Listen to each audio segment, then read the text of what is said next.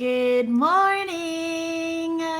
My name is Andrea Zonis, and today we are going to be talking about finding a really wonderful beginner's tarot deck. So I get it. I've been there where we're at the beginning of our journey, and you may not know anything about tarot cards, but you may just have this little feeling that this is something that I want to check out. Maybe you've had a reading done with tarot cards that has also inspired you to begin your tarot journey. So for me, this all started, goodness, about 20 years ago. And at this time, I was going through a really big spiritual awakening. And during that time, I was at a party and I was sitting in a little room just off from the kitchen. And I thought that I was having a conversation just with one person. And then I looked up and the whole room was listening. So I had a woman that came up to me and she asked me, she's like, "Are you psychic?" And I had to think about it for a second. And then I'm like, "Yeah, I'm psychic." And suddenly so many things in my life started to make sense. So she said, "You should try reading tarot. It's really fun." So I was at a point in my life where I was following the guidance that was given to me by the universe. So I went out and I picked out a deck. So let me show you the first deck that I ever got. All right, here's the big reveal. Here we go. We're opening things up here. Fantastic. Cool. So my first deck that I got was the Angel Tarot.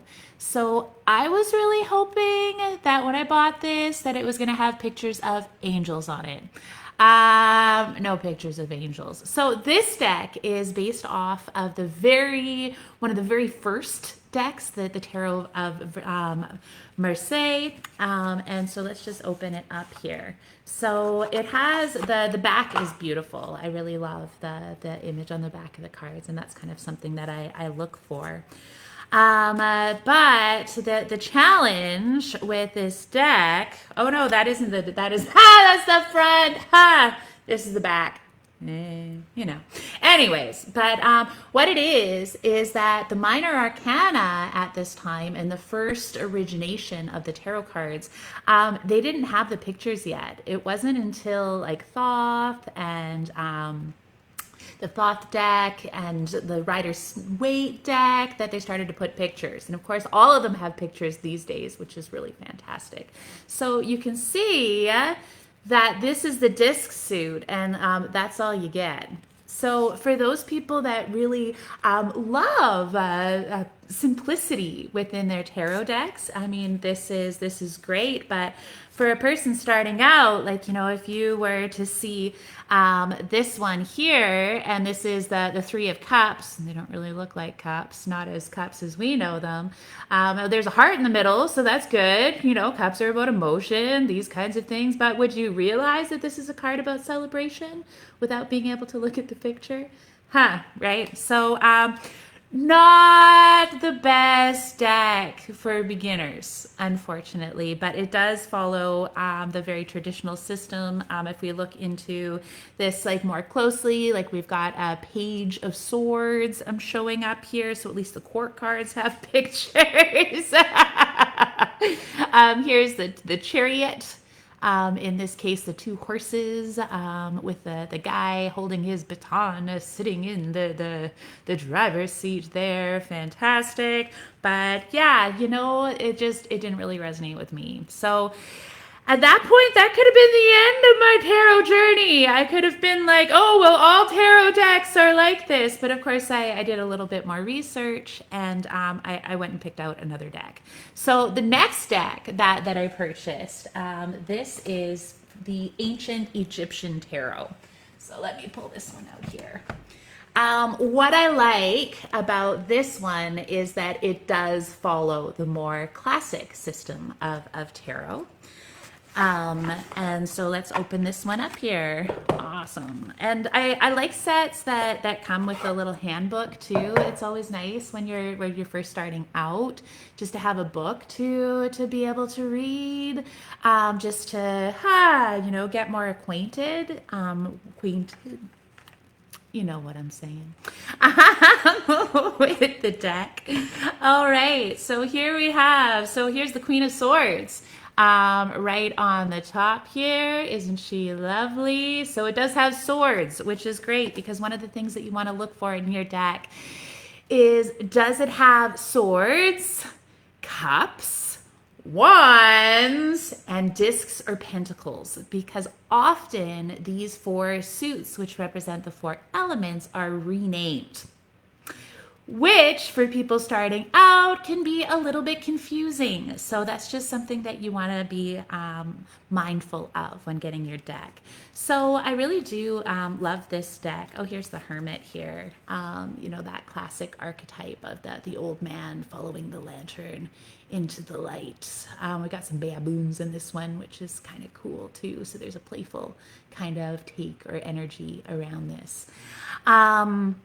So this is this would be a really great beginner's deck for somebody that's just starting out, that wants to be able to read other books about tarot, because of course each author has also created their own tarot deck, and it's really nice when you can kind of cross correlate the information. What I believe is that the grain of truth that's found in every system that's out there comes through repetition. So we see the commonalities between the decks, and that helps us to be able to define what the classic meanings are for each of the decks. Awesome. So yes, so this is the Ancient Egyptian Tarot. Lovely. I haven't checked the comments yet, so let me do that real quick here. Hello, Deidre Anna. It's good to see you. Thanks for coming. Awesome. So if you do have any questions about tarot or different decks, please jump on. If you're re-watching this because you can't make it right now, you're welcome to put your questions in, and I will get to those as well. Awesome. So the deck that I recommend is the classic deck to be able to learn on, and you're going to see this deck in a lot of different books because it's past the copyright, so you can use the images. Awesome. And that is the very classic Rider-Waite Tarot. Sometimes this is also known as Rider-Waite-Smith because, of course, Pamela Coleman Smith was the illustrator for these. And like many women of her times, and she did not get credit for the work that she did. I believe part of it is that she was paid to do the illustrations, which is why her name was left out of the publication. Awesome. So the world, yay! So this is a really beautiful deck. Very clear images. That's one of the things that I really like about it, is that you can really get into the colors. And of course, colors have a lot of symbolic knowledge and wisdom to be able to reveal. This follows the very classic imagery, which is really wonderful, with the Justice card here, and it has the four suits being cups. Are you getting this now? Yeah, wands, discs, and swords. Awesome. So let me show you a deck that doesn't follow this system but claims to be a tarot deck, because the thing is with tarot is that the deck must have 78 cards in order to be a classic tarot deck. What has happened over the years is that people have taken liberties and added cards and taken away cards, which makes it really, really confusing for people that are starting out. All right, so let's take a look at a deck that does not follow the classic system. So here we have the Akashic Tarot. The first clue that you have that this does not follow the classic system is, it says on this side here, 62 cards. 62 cards. Anyways, it's a beautiful deck. Please don't get me wrong. It's just that for people that are starting out with tarot or taking a tarot course, maybe you're taking the course with me that's starting up next month. Oh, it's going to be so fun. And we're almost sold out, which is amazing because it's only been released for the last week. Okay, so here we go. I love Archangel Gabriel. He is like so amazing. But he is not in the classic tarot system. Though some people say that, like, you know, that the Aeon or the angel within the judgment card is Archangel Gabriel, but that is up to you to be able to decide. So, yeah, so here we have the Two of Roses. I imagine that this probably relates to the Two of Discs. But again, if you're not already really familiar with the classic system, it can get like really confusing fast. Here's the 13. Traditionally, this is the Death card. In this one, it is the Buddha prepares. Cool, right? Tons of wisdom, tons of amazing information in these decks. But again, they don't follow the classic system. So it just gets really confusing, I guess, especially for beginners. And I see people come into my classes with all kinds of amazing decks. And sometimes it takes a little while to sort out which card is which.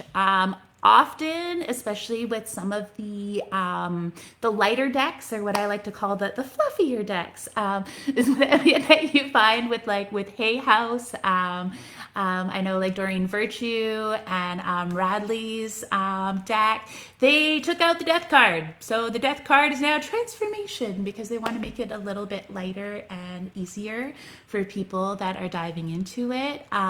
Also, the Devil gets pulled out quite often as well.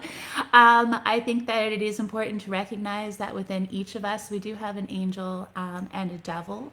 But of course, like the Devil in tarot, it doesn't mean like some outside evil force that's out to get us. It's not the Christian version, right?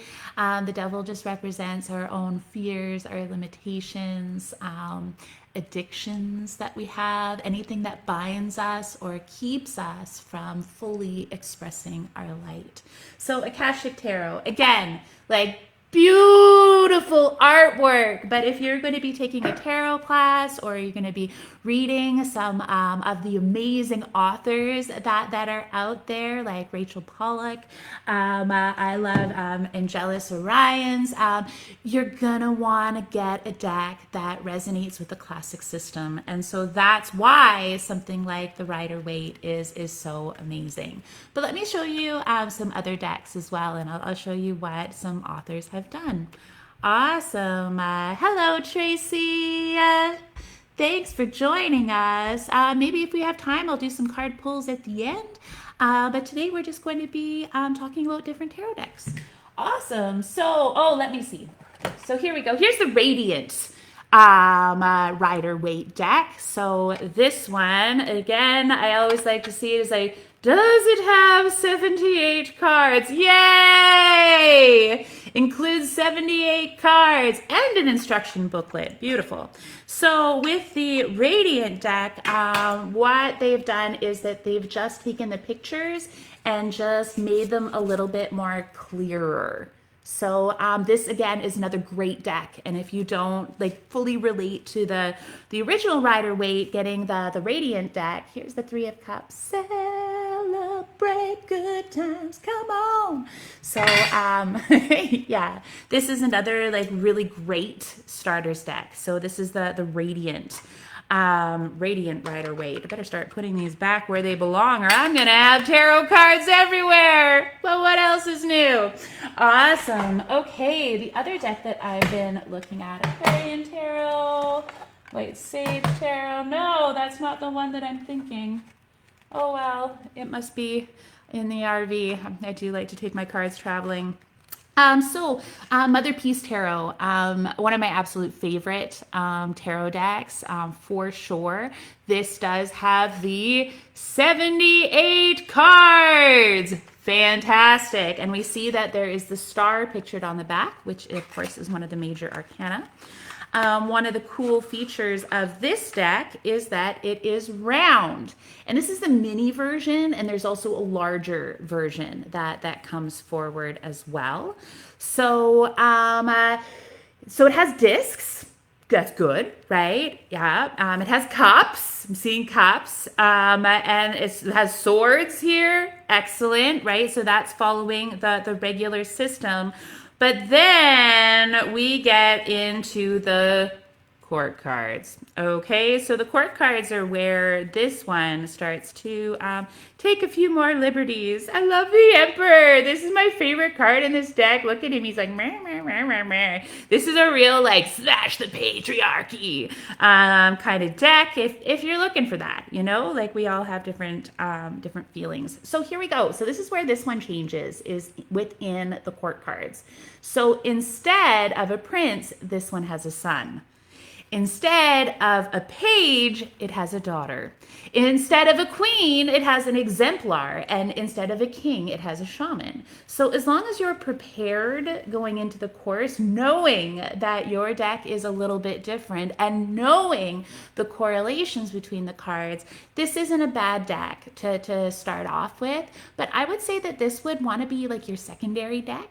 Because what I would recommend is get something classic to start. Get the Rider-Waite. It's like the staple deck. So get that one, and then get another deck that's your fun deck.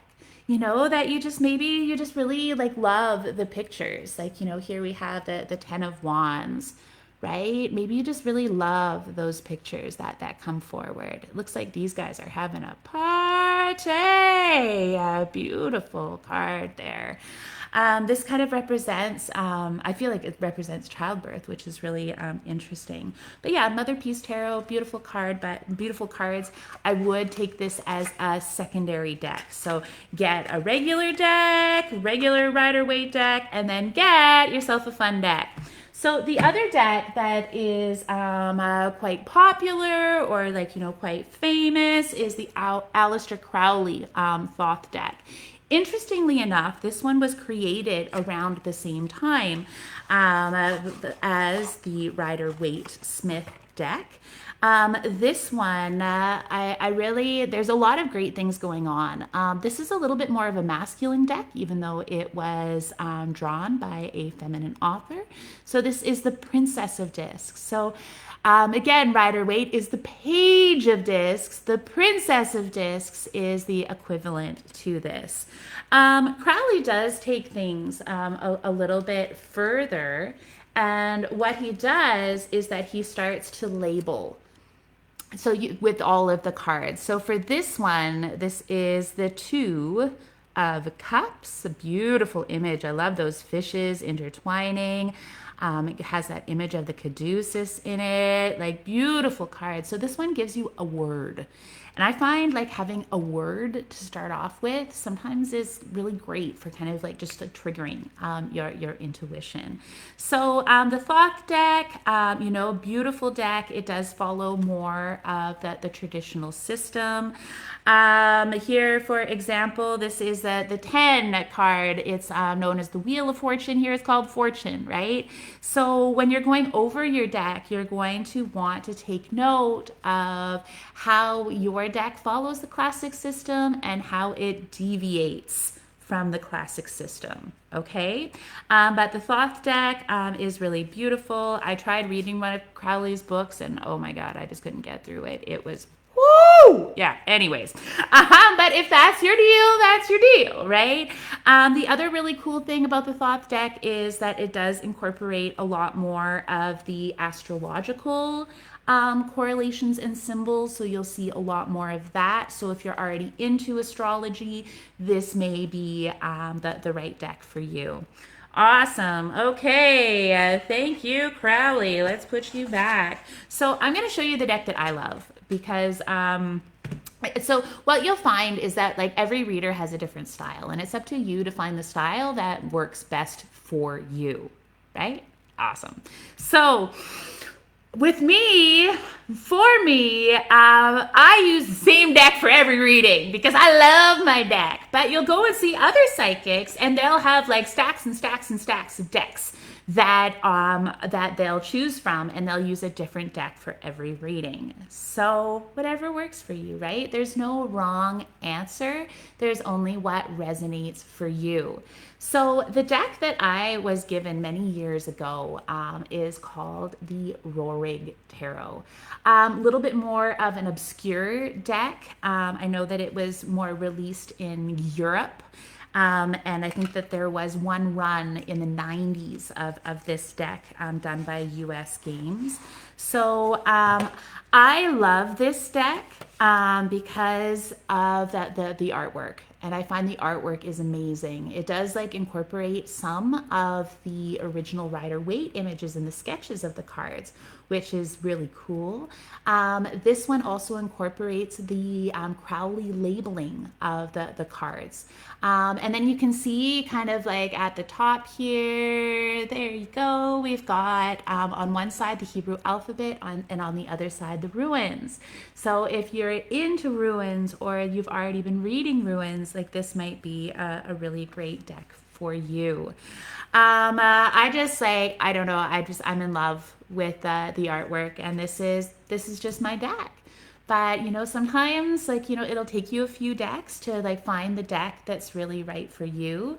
The other part about this deck is that there is a lot of German language in it, and that was at the time the second language that I spoke. So that really helped me to resonate. It did take me a while to like really get in to these images, because like, you know, they're deep, right? There's a lot that's going on. I like the astrological correspondences that come forward in this card as well, or in these cards. So what it is that there is this old wives' tale out there that you are only supposed to read tarot if you are given a deck.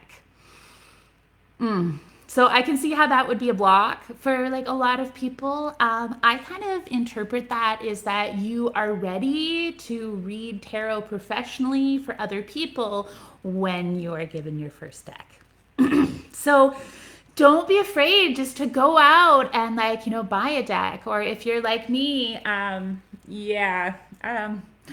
I've got a problem. I'm addicted to buying tarot cards. No, it's part of a collection. It's just my collection, right? Because like one of the best ways to learn is to take a look at pictures from each decks and cross compare. What images and symbols can you find in all of the decks, and like which ones are like original or unique? And it's a really fun way to learn, and it's using more of your ability to be able to interpret art, and that like sense of clairvoyance of like using where your eyes are drawn to for the symbols as well. So there's really no wrong way to start your tarot journey, but just go out and like, you know, get a deck, and like, as I said, get 2 decks, get the Rider-Waite just so that you know what everybody's talking about. And then get a fun deck, get a deck that's a little bit more like advanced, or like, you know, a little bit harder. And take a look at why they rename some of the cards, because there's a lot of like wisdom in there. But yeah, I like, you know me, I love my Rory Tarot. This is the card that I use for cards that I use for all of my professional readings. I do have some of these left. I do not recommend these for beginners. But it would be a good second deck if you're kind of like looking to level up, or you want to see that sense of progression that comes forward. You know, like that said, you know what's right for you. That's the really important thing, is to trust and know what is right for you. And if you find that there's a certain deck that you just really love and that you like resonate with, like get that deck. Do it. Do what feels right. All right, but as you can see, there's tons of decks, and then we get into like oracle decks, and like oracle decks are not tarot cards, okay? It all falls under the umbrella of cartomancy, but like, you know what, Carolyn Myss, love her work. You should like check out some of her podcasts. They're just like this is what you need to know. But I really love that about her. But again, these are oracle cards and do not follow any kind of traditional tarot system in any way, shape, or form.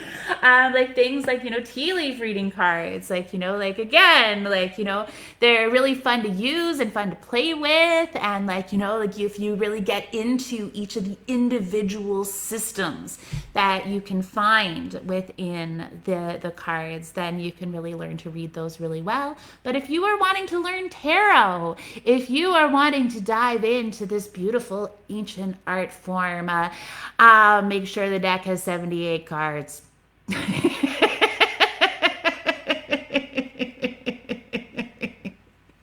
I know, I'm a stickler for the 78. What can I say? All right, but yeah, here we are, and then we get into like cards that here we have more like animal wise tarot. So if you're an animal lover, like perhaps that would be a really good deck for you. We have oh yeah, the Robin Hood. Oh, this is fun. I haven't seen a lot of these in a while. The Robin Hood tarot. So if you love stories, there's like Arthur and the Knights of the Round Table. You can find cards that relate to those stories as well. The Medicine Woman deck. This is another like really beautiful deck, more from a feminist, shamanic kind of perspective. You name it, they've got it as far as tarot decks. There are fairy decks, there are pagan decks, there are shaman decks, there are animal decks. There are so many different decks out there. And that's all part of like, part of the fun. And, if you find that you bought a deck and it just really doesn't resonate with you, resell it. People sell tarot decks on like Marketplace and on like Used Victoria, Craigslist, these kinds of things. So don't think that you have to hold on to it, or maybe you want to gift it to a friend if you find that it doesn't resonate, or maybe you just want to have like a big cupboard full of tarot cards. That's always a fun thing as well, because I tell you, some days you just like want to have a little bit of inspiration. And so for me, I can open up my cupboard and I have like, all of this inspiration, all of these like beautiful visual guides to be able to inspire my intuition as well. So yeah, let me see if there's any questions. And if you guys have any questions, please let me know. Okay, the comments don't seem to be coming up very well, but I will get to them at the end of this video. But I want to thank you all for joining me and for checking out my tarot collection. We'll have to do this again because we didn't even get to half of them in half an hour. And I do have my Tarot Wisdom certification course that is starting November 18th. We are going to go through all aspects of tarot. So the first part is an intuitive tarot. So we're going to just learn how to read tarot through looking at the pictures and inspiring the intuition. We're going to be talking about the chakra system in relationship to the symbology of the colors. We're going to be talking about the clairvoyance, clairaudience, and also clairsentience within the body, because the goal is with this course is that I want to get you reading tarot cards, sharing your intuition, sharing the wisdom and knowledge that only you have as soon as possible. So that's why we're going to do the intuitive part first, and then after that we're going to be going into the classic meanings of the cards, and we're going to be diving into the archetypes. We're going to be diving into different stories in relationship to the major arcana. We're going to be talking about astrology and the court cards and all of the beloved people in our lives. We're going to find out their court cards. We're going to find out our court cards. There is so much to learn, which is why I'm doing this over the next 5 months. So this is going to be running on Thursdays at 6:30 p.m. Pacific Standard Time. And we are taking a few breaks, but it's going all the way till the end of April. And by the end of April, nobody wants to sit in front of their computer screen anymore, because of course we're doing this all via Zoom so that we can welcome people from all across our beautiful country and beyond. And at the beginning in May, we're going to have, just to finish everything off, it's going to be a 1-day intensive. This lunch is going to be included, and it's going to be so wonderful because we're all going to get to meet each other after seeing each other on Zoom for the last 5 months. So I feel like it's going to be really amazing to have that energy, and we're going to finish it off with the Art of Tarot, talking more about spreads and reversals and how to connect the cards together, because that's where the magic is. The magic is in the connection. The magic is in the relationship that we have with the cards to spirit, for the people that we are reading for. And my goal with this is that I really want there to be more helpers out in the world. I want there to be more people that other people can turn to and rely on.